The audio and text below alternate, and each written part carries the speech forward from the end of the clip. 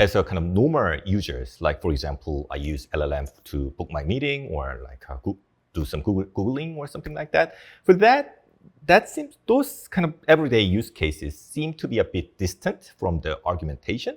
So can you tell me a bit more about why this actually matters for the general users? Absolutely. And the research that emerged from ACL was very interesting. Many researchers this year published extremely interesting research on the fact that argumentation is an essential tool for teaching. And I'll give you a couple of good examples. The first example is the critical question generation task from the argument mining workshop.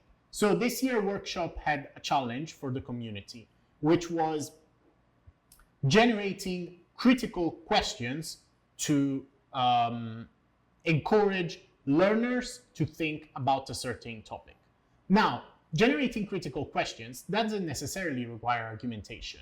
You could just use traditional LLMs to do this, or other reasoning ways of generating these questions. But the winner of the challenge, the team from Ellis research team in Alicante, they found that these critical question generations reach their full potential when combined with argument mining.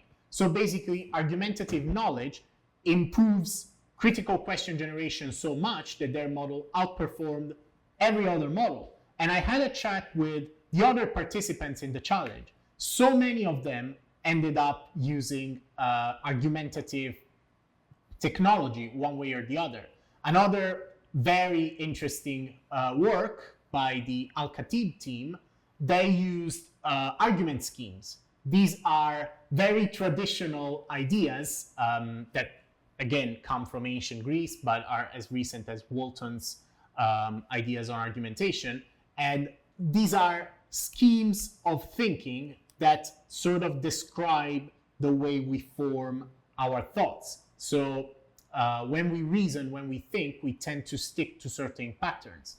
And their model used these patterns to understand the learner's weaknesses and produce critical questions. So all these works all showed how critical question generation, which is an essential tool for learning, because learning at the end of the day, teaching at the end of the day is giving you information and asking you questions to verify that you understood. So it's 50% of the teaching process, and there's evidence, conclusive evidence, that argumentation helps